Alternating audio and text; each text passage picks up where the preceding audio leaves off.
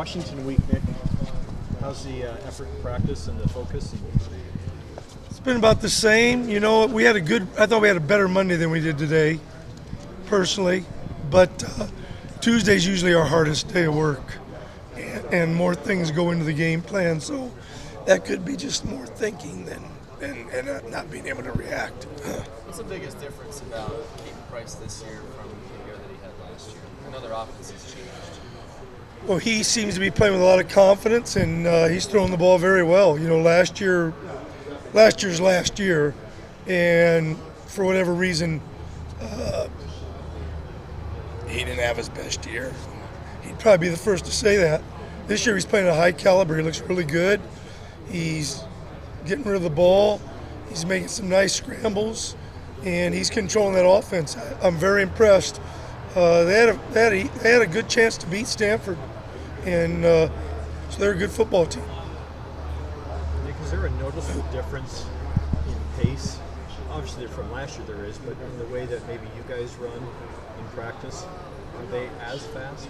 Can you tell on tape? No, I won't be able to tell till Saturday, really. We go pretty fast, and I haven't had to worry about tempo yet. And we've had a few teams try to tempo us, but I don't anticipate that being a problem. But you never know, especially if we have 22 to 24 bodies that can come in and out and stay fresh. That helps us quite a bit also. Sorry about this voice. His escapability or his ability to scramble, I would imagine contain on him this week is really going to be critical. Yeah, when he can extend plays. Anytime you have a quarterback like a Russell Wilson or a Colin Kaepernick or a Jake Locker or Price, guys that can extend plays, they're tough. They make it tough on you. So, yes, we got to make sure he can extend plays, but he's going to scramble sometimes, and those always hurt. You guys have game planned against those guys pretty well, though. What is the message, the key message that you kind of go into when you guys play guys like that you give to your defensive players? Well, they know, we talk about, keeping a guy in the pocket and stuff, but still they're kids, and if his speed can get him outside sometimes, it makes it tough. Given that no game's really been in question after halftime, given their speed, do you worry at all about the stamina of your guys, the focus late in the game, if it still matters in late fourth quarter? No. Just because of the way you practice, or? Because I trust my guys and the way we practice. In hindsight, did you feel like that first half against Colorado was a good wake-up call for your group, the way it came out? No. How come? Because we shouldn't need a wake-up call. How would you characterize it? How would I characterize what happened there? We weren't ready to play. And because we talk about a faceless opponent and always being ready to play, it shouldn't matter. Because if the standard is up here, then when you go out there and play, you should be playing to that standard. That's why I said no to your answer, Eric, and that's why you shouldn't need a wake-up call. You get 12 opportunities. You're guaranteed 12 games. That's all you're guaranteed. And you're not really guaranteed 12 if you get injured, unfortunately, or, you're out for a couple weeks. So it's beyond my comprehension. Hard for me to even fathom to believe that if I stepped on a football field that I wouldn't be ready to play the game of football, regardless of who I'm playing.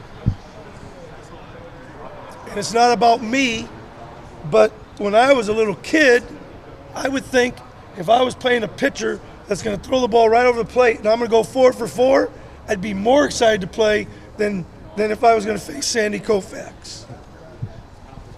You've been Nick, more all your frustrated years here. What's your favorite Oregon-Washington memory? Kenny Wheaton's going to score. Will you watch it tonight then? No.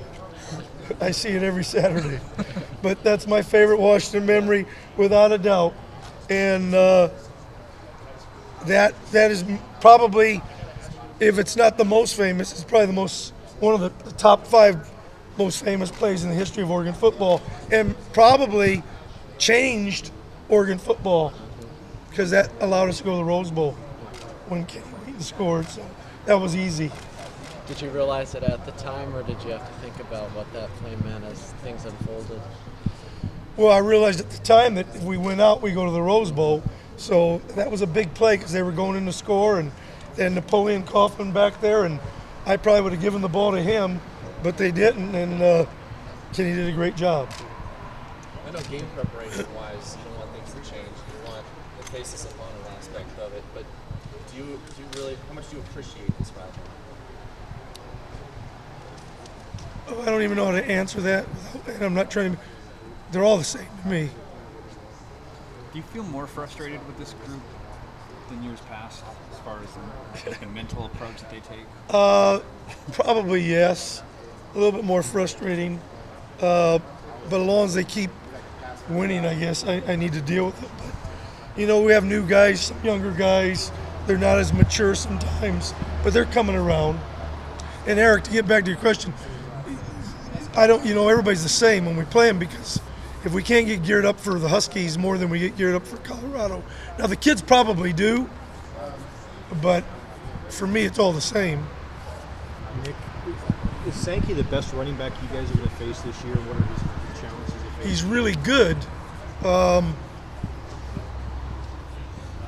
haven't seen them all, and he's the next one we're facing. So right now, he's the best running back we've ever faced. Yes. Yeah. What are those particular challenges then? His size? I like his quickness, and he hits the hole pretty good, and he's shifty. You know, he can stop and go left and right, and he runs hard, and yeah, he's really good. He's one of the top backs in the conference, and certainly because we're playing them this week, he's the best back that we'll face.